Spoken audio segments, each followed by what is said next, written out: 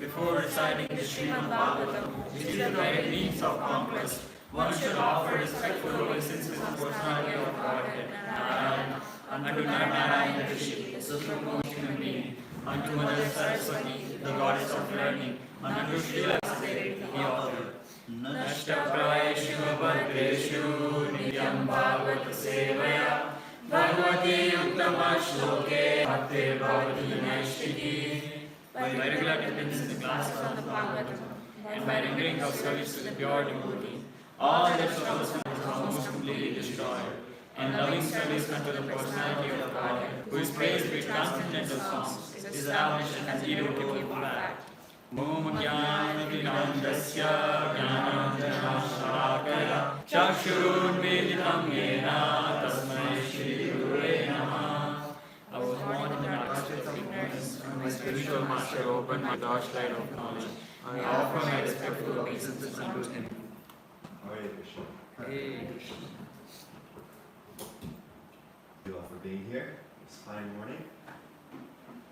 We're continuing hearing about Hiranyakashipu terrorizing the universe, the OG terrorist. We have some small-time terrorists today who they think that they're such a big deal. They're destroying a few buildings or killing a few hundred people. It's terrible. We're not going to make light of this. But if we think of actually what Hiranyakashipu did, how he was so fearful that even the demigods would shudder in fear just at the movement of his eyebrows. He gave great pain to a pure devotee of Krishna, Prahlad. So that is the greatest fault of Hiranyakashipu. And will we read some verses or just go into? We can read translation from 1 to 20 and then focus on 1 19. to 20. Okay.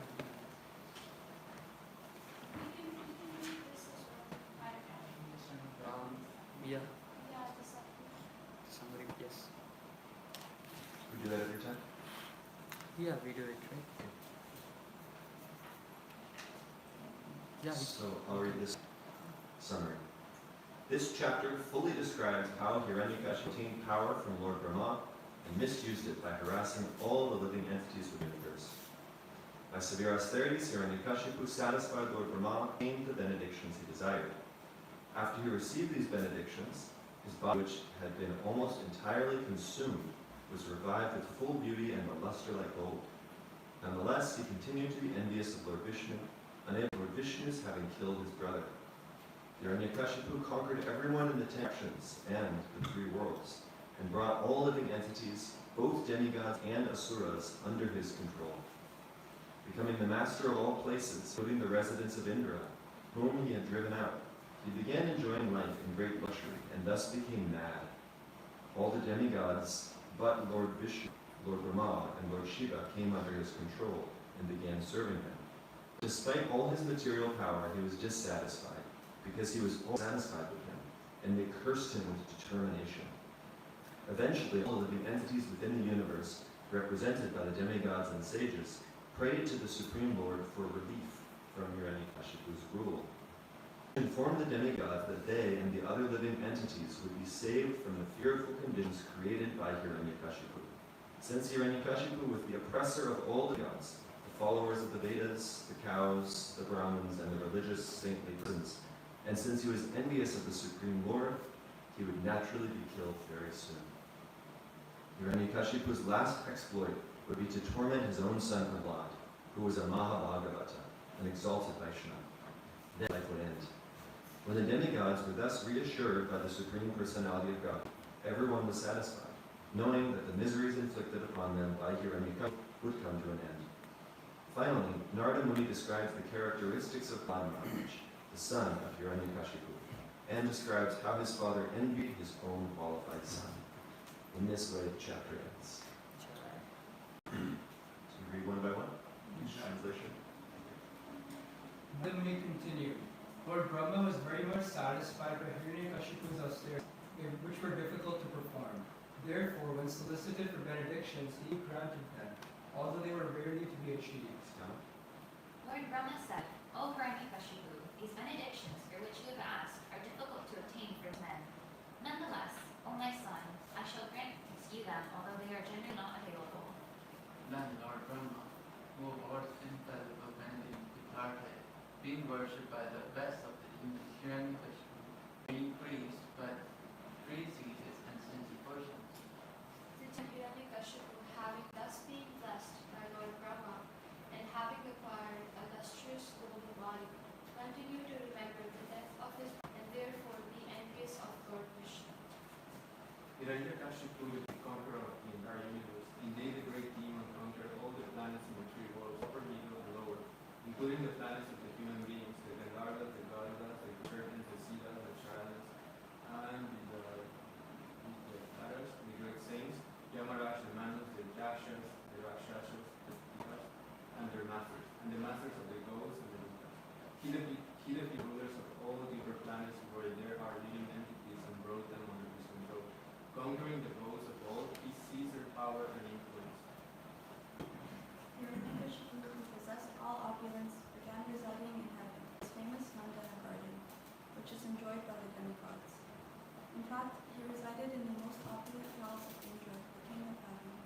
The palace had been constructed by the demigod architect Vishwakarma and was as beautifully made as the palace of fortune of the entire universe resided there. The steps of King Indra's residence were made of coral. The floor was bedecked with invaluable emeralds. The walls were of crystals and the columns of Veduria. The wonderful canopies were beautifully decorated.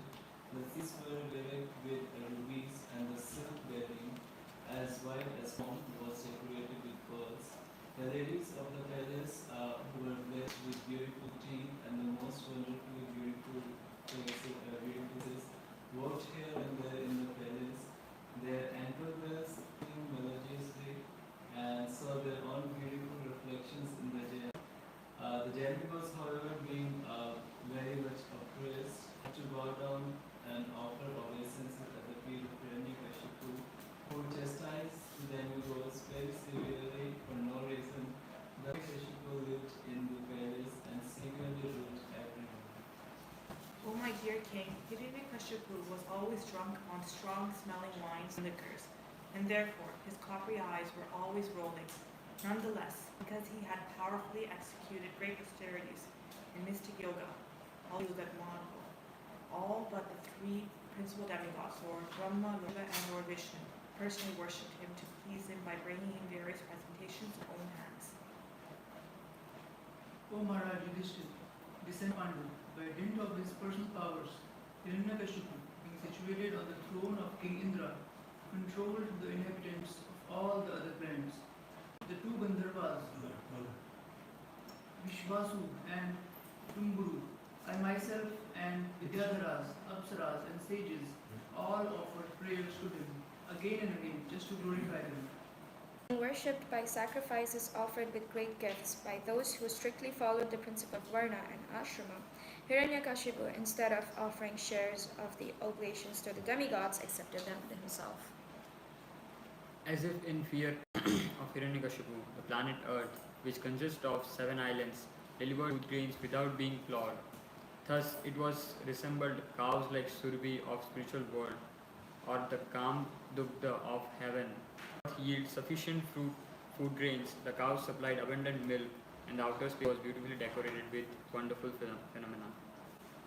By the flowing of the rivers, the various oceans of the universe, along with their tributaries, rivers, which are compared to their wives, supplied various kinds of gems and jewels for Hiranyakashipu's use. These oceans were the oceans of salt water, sugarcane juice, wine, clarified butter, milk, yogurt, and sweet water. The valleys between the mountains became field of result for Hiranyakashipu. By those influence of all the trees and plants produced fruits and flowers profusely in all seasons. The pouring water, drying and burning, which are all qualities of departmental heads of the universe, namely Indra, Vayu and Agni, were all directed by Hiranyakashipu alone, without assistance from the demigods. In spite of achieving the power to the control in all directions, and in spite of enjoying all types of dear sense gratification as much as possible, Hiranyakashipu was dissatisfied because instead of controlling his sense, he reminded their servants. Wow. Text 20. 20. Hiranyakashipu thus passed a long time being very much proud of his opulence and transgressing the law and regulations mentioned in the authoritative Shastras. He was therefore subjected to curse by the 4 Kumaras, who were the great Brahmanas. Prabhu, we are focusing on text 19 actually. Good. Saitham Yajita Kakub Ekaran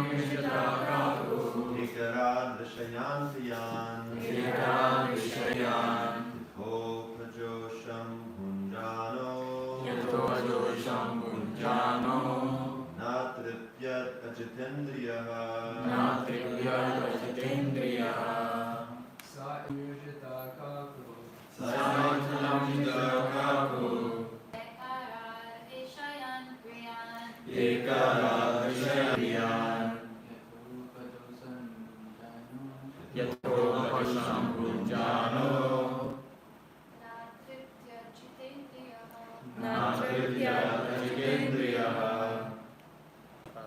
That's you, Prabhu.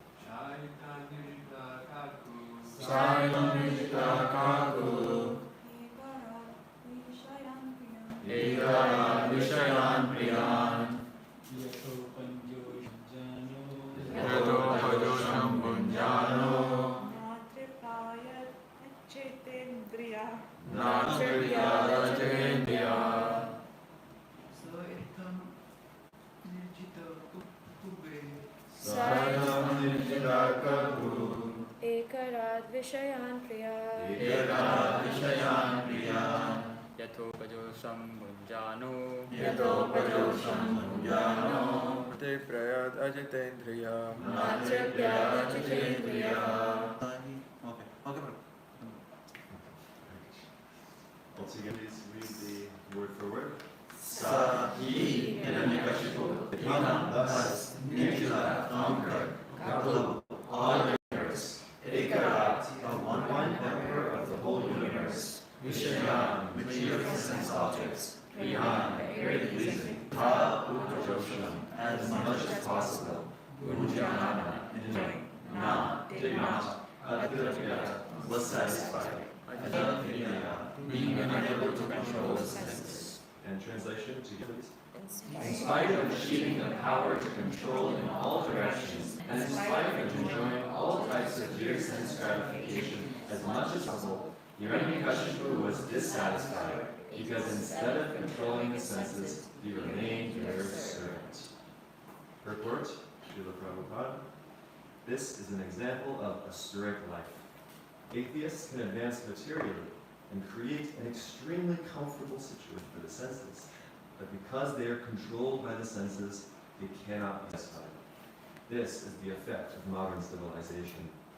Materialists are very much advanced in enjoying money and women, yet dissatisfaction prevails within human society, because human society cannot be happy and peaceful without Krishna consciousness. As far as material sense gratification is concerned, materialists may go on increasing their enjoyment as far as imagined, but because people in such a material condition are servants of their senses, they cannot be satisfied. Hiranyakashipu was a vivid example of this dissatisfied state of humanity. Srila Prabhupada ki jai. So we are seeing the personification of asuric behavior in Hiranyakashipu. Krishna explains in detail in Bhagavad Gita the mind and behavior of an asura. There's one chapter, 16 I believe, right? The divine and demoniac natures. And one very famous section, Krishna is describing how a materialist, how an asura speaks. How do they speak? Ishwaraham aham bhogi. I'm the controller. I'm the enjoyer. Siddhoaham balavan sukhi. I'm perfect, I'm powerful, and I'm happy. So this is our fault in material consciousness, is to think that I'm the controller and I'm the enjoyer. When actually, who's the controller and enjoyer? Supreme Personality. Varam Yagyatapasam. Krishna says that he is the enjoyer of all sacrifices. Sarvaloka Maheshwaram. He is the controller of all planets. Bhutan, how does it go? Sarvaloka Maheshwaram. Bhutanam Sarva. Third line. Varam Yagyatapasam Sarvaloka Maheshwaram. Ananda. Suhridam Sarva Bhutanam Yatamam Shantavijati. He's the Suhrid. He's the dear friend of all living entities. And if we do this, we can be at peace. And who is not at peace? Because he is not only not recognizing that Krishna is the supreme enjoyer and controller, but in fact, he himself is trying to become the supreme enjoyer and controller. And he's doing actually a pretty good job. Better than anyone else has done before. You gotta, give little props, a little round of applause. All right. Pretty amazing. And what he doesn't realize actually is that all of the power he has, control all the demigods, all the power he has to make it rain, to do the services of Vayu, Agni, all the demigods, it's coming from Krishna anyway. And when Prahlad tells him this, he gets furious. So, this problem is the Asura doesn't understand that Krishna is the real aware of all sacrifices, the real object of all service, he's the center of everything. We want to become the center of everything. So it's a strange situation we're in this world that we can pretend like we're the center of attention.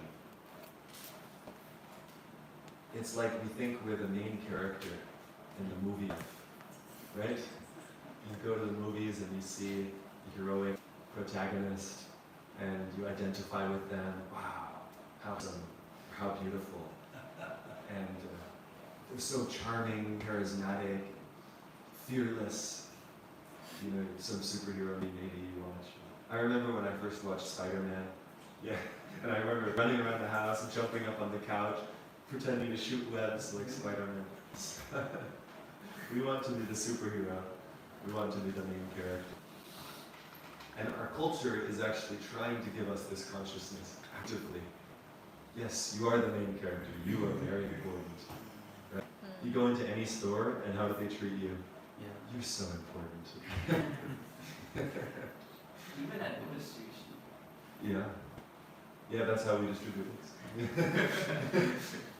Because this consciousness, they think that we think we're the most important. We think we are the center of attention. That everything revolves around us. And when you take it to a serious extreme, then you become something like Hiranyakashipu. So we should recognize our tendencies that are similar to Hiranyakashipu. The Bhagavatam teaches us both what to do and what not to do. And so we hear of Prahlad Maharaj and we may identify with some of his qualities. And we might think, yeah, I've developed some good qualities for my practice. Okay, that's good. We should recognize we've made progress. But we shouldn't be afraid to look at the demons and see, oh no, actually, I identify with Hiranyakashipu. So, for example, how does he lead? What is his leadership style? Did anyone notice that in these verses we were reading? What type of manager is Hiranyakashipu? Inducing fear. Say that again? Inducing fear. Inducing fear. Yeah, he's leading. He's trying to establish his position through his own power and making them afraid of him. And it seems to be working. Even Narda, right? You started speaking in the first person a few verses back. Narda says, yeah, he says all these great souls, and I myself offered prayers to him again and again just to glorify him. Even Narda, who's the son of Brahma, who is our Acharya, who is traveling around the whole universe to enlighten everyone, even he was dominated. And Prabhupada says in the purport that sometimes it so happens that great personalities, even great devotees, can also be controlled by the asuras. So yes, fear. And? That everyone should work for his benefit and not the benefit of everyone. Yeah. Like, he didn't give the sacrificial offerings to the demigods, but he accepted them himself. So greed. See, everything for me, everything should come to me. Like, imagine we take up some asura, will remove the deities, I will stand there in a throne, and you bring me all the offerings. For 6 times a day you worship me. That's what he's saying. But he's saying no deities anywhere. And all of those offerings, you bring all of them. Yeah. How else did Hiranyakashipu lead? He also chastised demigods for no reason, so it's kind of like toxic bullying type of Yeah. environment. I'm thinking the material world Totally. consciousness, but that's how I It's relate to relevant. it. He's a toxic bully. Yes, he chastised the demigods for no reason. Because this is uncontrolled anger, right? You have some disturbance in your own heart and you lash at others. We maybe have seen parents do this, or a boss, uncontrolled anger. Yeah. And? I think we can name it as a dictatorship. Yes, in fact, that exact word was used, ekarat. Prabhupada once translates it as the one, like in the verse we recited, the one emperor of the whole universe. But then it's used again in the previous verse, and Prabhupada says, dictator is the meaning. Like, who's a dictator you think of when you think of this word? Kim Jong-un, yeah, and Hitler is who I think of, yeah. Stalin in Russia. So generally, people who are intoxicated with power and cause great suffering to people. Okay, so fear, wanting everything to come to him, bullying, lashing out violently against everyone. And yeah, so this is asuric leadership, and we should be cautious to notice. We're all leaders in different capacities. If someone is in a junior role to us in our place or in the ashram setting, maybe we're initiated, and for some reason we have some position of superiority, then we need to be very cautious to notice our style of influence. Maybe instead of leader, we may not identify as a leader. But we all have influence over others who are in an apparently lower position. Is there a difference between, instead of using leadership, could we be using dictatorship here? Because leading is something where you just inspire people, maybe. Depends how we define the leader, sure. It's good to be clear. So I'm using the word leader in a very general, broad sense. Not necessarily a good one, not necessarily an inspiring one. They bring up this point because that's the other side. There's a spectrum of leadership. Hiranyakashipu is finally showing us what the negative end of the spectrum looks like. And the best end of the spectrum looks like Srila Prabhupada's leadership. And so, how does Srila Prabhupada lead? You mentioned the word inspiring. So, Srila Prabhupada, through his own character, right? He's the founder Acharya, which means through his own exemplary actions, he inspires to follow his lead. And how else did Prabhupada He lead? had humility. He always referred to him as a servant as a servant. Instead of Hiranyakashipu, who thinks of himself like a god. Brilliant. So their mindset's very different. Yeah, I'm just a servant of my Guru Maharaj. And he even said of his disciples that you are all the representatives of my Guru Maharaj. And I'm so grateful to you for helping me to fulfill his mission. How else did Srila Prabhupada lead? I heard from a devotee that Srila Prabhupada was an thunderbolt when it was necessary. So he would chastise or he would correct if that was needed, but it was very soft in his dealings. There's there's also this expression Prabhupada would use, the heart of a Bengali mother, and the courage of a British soldier. Yeah. Yeah, so we see that in Prabhupada. Right. Whereas on the other hand, Hiranyakashipu unnecessarily lashing out, chastising the demigods, just to show I'm powerful. You know, you get some pleasure, some twisted pleasure to show that you're better than others if you're contaminated with ignorance and passion. So we should be cautious. We should recognize from this pastime, okay, do I get pleasure being better than others? Like when I play an instrument better than someone else, do I feel some pleasure? When I can sing better, when I can recite a shloka better, give a better class. Anyway, better, what does better mean? If maybe I can cite so many verses in my class, but someone else, no verses, but there's love for Krishna, who's giving a better class. Or someone who sings the ragas just so perfectly, but for their own glorification. Whereas someone who has got no sense of tone, and they're singing really for Krishna's pleasure, who is a better singer? So we should recognize, do I actually feel pleasure when I'm better than others? Yeah. I'm sorry, but that might be contradicting because the person who I've learned this thing, for example, you are seeing this. Because when I first started learning the thing, although I don't know how to play it, but you'll say, people say that I'll just sing from my heart, but actually the person who I've learned, especially Krishna, he put his efforts in sadhana to learn and to serve God. Yes. So isn't that like that's why he should be better? So what's the essential feature? He did it for Krishna. He learned it for Krishna. So the essential principle of pleasing Krishna. So if you can play the harmonium perfectly and you don't please Krishna, you don't have the essence. So it's useless. There's so many good piano players in the world. Brilliant. They fill a whole concert and make hundreds of thousands of dollars just playing piano. But they're doing it for themselves, and it's useless.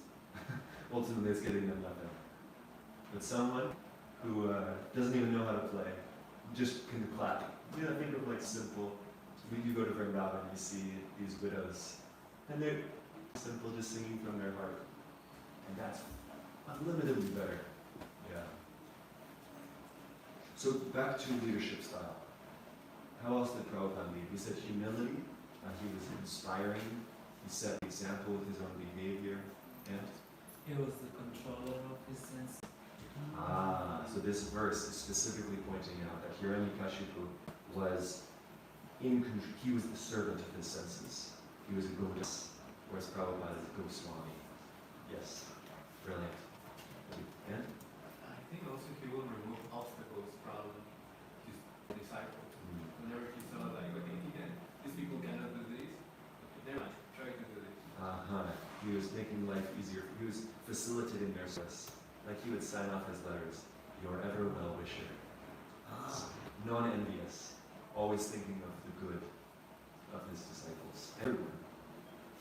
Yeah, okay. He has strong faith in the mercy of Krishna. Like when he was coming to America on the ship, he was praying to the Lord, saying he doesn't know why he's going there. It's the Lord's direction. So anything and everything that he did for the movement, sometimes even with the difficulties, he always trusted the power and the mercy of the Lord, and that's how he achieved so much. Great. That's faith. And this is one of the qualities of a Brahmana. Actually, so Krishna gives both descriptions. He gives asuric qualities and gives qualities of devotees and Brahmanas. So, Shamodamas Tapashocham, he lists Shama, peaceful, Dhamma, sense control, Shama Dhamma Tapa, austere, Shocha, pure, Shampir Arjavam, honest and tolerant, Jnana Vijnana, they have knowledge, religiousness, or we can say faith, and those are the qualities of a Brahmana. Yeah. So, thank you, faith and vision. Okay, one more. Visionary. Sorry? Visionary. Yeah, definitely. And the vision comes from the Shastra and from the Parampara. Like the Mayapur temple, we were all, many of you last night helping with TOVP service. So Srila Bhaktivinoda Thakur had the vision for that temple, and Srila Prabhupada manifesting that vision. Yeah. Okay, one more. equally viewed everyone as parts and parcels of Krishna. Yeah. So, Yes. Vidyaya sampanya. Name Brahmani Brahmane Gavyahastini Shri Chaiva Shvapake Pandita Pandita Sarjana. Yes. So one who self-realized sees all living entities equally because the spirit soul is within every living being. So Antariksh brought up one essential point based on this verse is that Hiranyakashipu is an asura because he was servant of his senses. He was letting his mind run the show, whereas someone who is a demigod is in control of their senses. And we should recognize this, again, in our own areas of influence, something we should take note. What area of the spectrum of leadership, of influence style, I fall into? Am I trying to force people by my own power or by guilt? Sometimes we try to get an emotional appeal and guilt people to do what we want. Am I trying to manipulate people? Or am I genuinely trying to inspire others for their well-being? Am I really thinking what's not just for me, but also for them, right? So Hiranyakashipu was thinking, what's best for me? And everyone should serve me. But someone who is broad-minded, they think of the well-being of all living entities. Yeah. Can we go to the verse number 13? Verse number 13.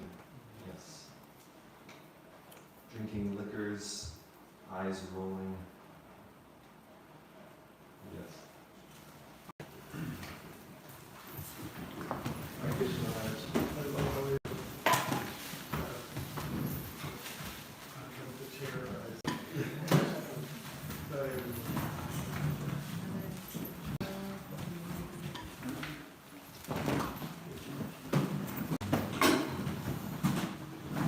Okay, yes, verse 13. Yes, as it is said here, Lord Brahma, Shiva and Vishnu all worshipped him. No, But All everyone but. but them. But the three principal demigods. it's here, but Okay.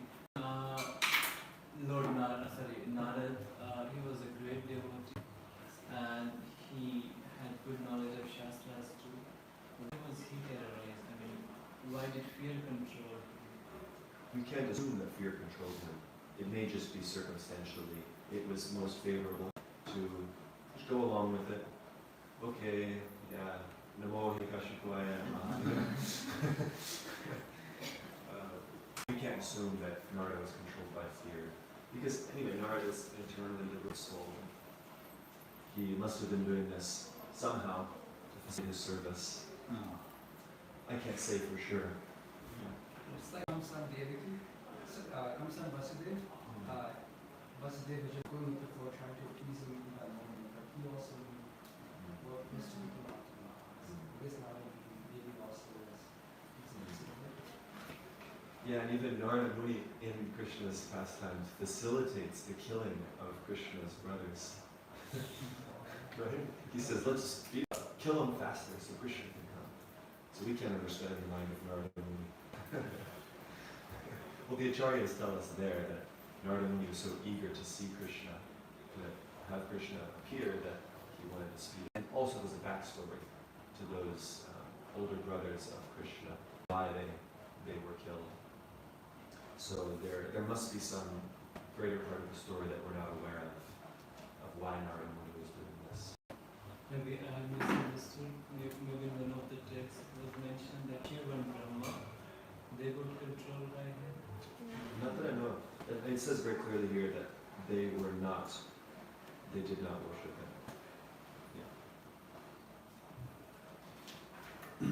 Although the essential point, again, is to be a Goswami, to recognize our tendency towards serving our senses, and very cautious, recognizing that if we let this tendency go too far, we'll develop these asuric qualities. We'll start to manipulate, we'll start to use our own power to get others to do what we want to do. We will have, we'll cause pain to others around us, rather than pleasing those around us. So it's really important that we study the Shastra, we compare our own state of consciousness to the personalities that we're reading about, both the saints and the sinners, the asuras, right? And this is the first step, actually.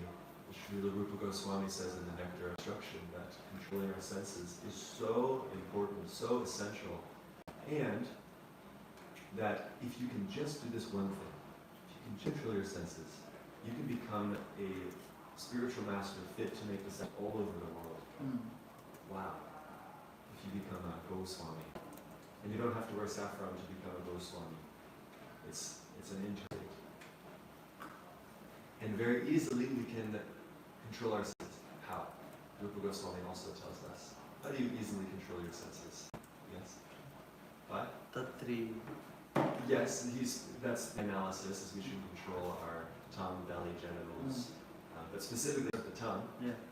Yes?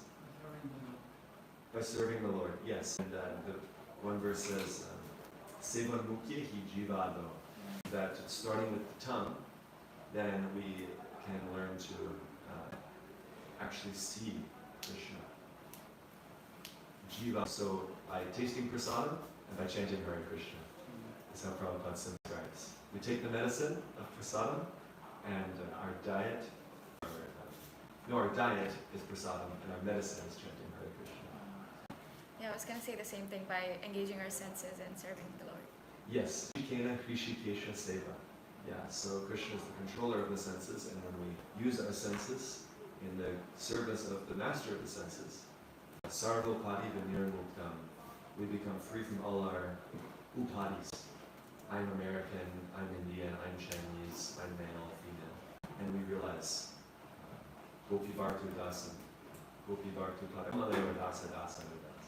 I'm just the servant of the servant of the maintainer of the gopis. So yeah, simple. Serve Krishna, become a Goswami. Sounds good? Any questions? Maharaj, any additions? Thanks very much. Yeah, Nardamuni is an extraordinary fellow, you know. The role that he plays, it's dual. And, you know, the thing that Krishna likes most, seems to be out of life, is Amma. And he engages his students like anything in these pastimes. You know, we are all in a drama, you know, we think like you're American. We have identities with gender and this and that. Well, I'm an IT person. and we've got all these identities, and that's also a drama, because that's not what, when you strip everything, the naked truth is, I'm a Das, you know, but most of us think we're a boss. So that's the illusion. I mean, theater is like, it's an illusion, and there's the real theater, the real drama, which is the pastimes of the Lord.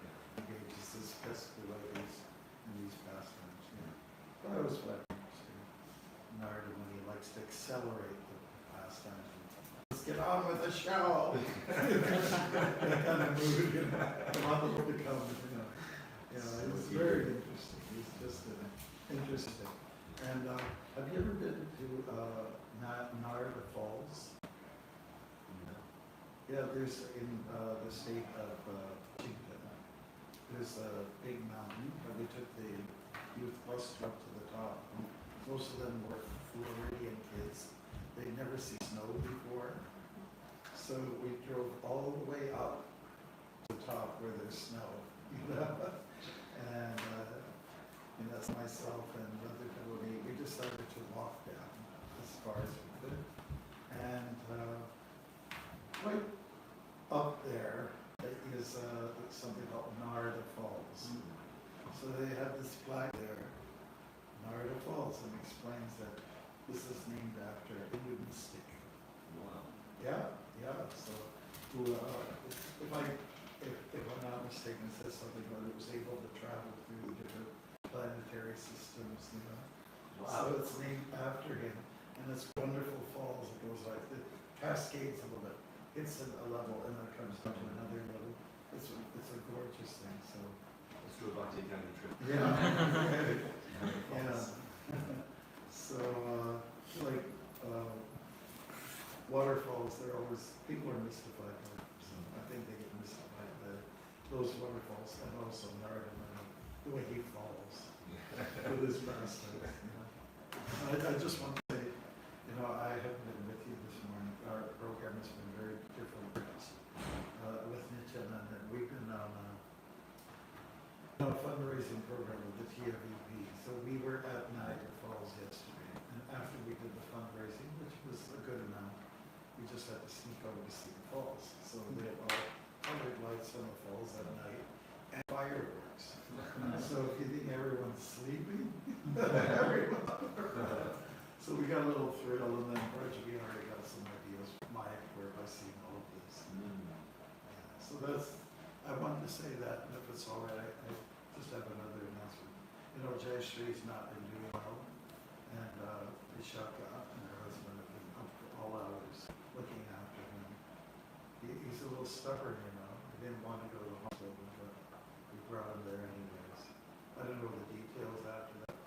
It was nice that they stayed with him, and you may be called to be with him for the next little, something like that. So that's, looking after, taking care of the police. It's part of our major services here. And some of us are going to be that stage. Like I'm traveling also with Janani Wasi, he's 80. And I didn't know he was aged so quickly and he was very slow. It just needs all kinds of help. And, getting in the van, that kind of thing. So don't think it's not going to happen to you. So therefore, we take care of these girls as best we can, whenever the opportunity arises, and we will be reciprocated. People will help us when we can. So, anyways, we appreciate everybody. Be on the lookout for everyone. When the devotees are ill or they're aged, just be. This is real sin. Save it to the devotees. It hits Krishna's heart. You're looking after my devotees. Thank you for your service, Maharaj. Thank you for yours. And when are you doing? Sunday evening. Okay, so I'll give you a big hug tonight or something. And thank you all. You're such a fantastic group. Honestly, you guys are such brains in the darkness of Kali Yuga. It's pretty astounding. All this collective bhakti and and it's just terrific what you're able to do for this community. Thank you. And we want the opportunity to thank Brihat, who really was instrumental in getting the whole operation started 3 years ago, right? Just 2? Just 2 years ago? Okay, great. Well, it seems to me just yesterday. 2 years. Well, it's easy to start a party, but you and Vishaka and others are keeping the Bhakti Academy going. But So you've thanks. got energy, so Shakti that you're shooting out, sending our way. So we collect like some kind of ray or some laser. So we're grateful for that. It's whatever you want to put in the prasadam here. I feel so good when I take prasadam here. Oh, great. And speaking of prasadam, I think it's about that time. I know everyone is, at least when it's 8:30, I immediately start to think, what are you doing after today? Maharaj, thank you so much. Oh, thank you. being here. And let's all keep Jai Shri Prabhu in our prayers. Yes, please. It's very, very crucial time for him. And yes, we'll become very dear to Krishna if we pray for him, especially go and offer service. Okay, Srila Prabhupada.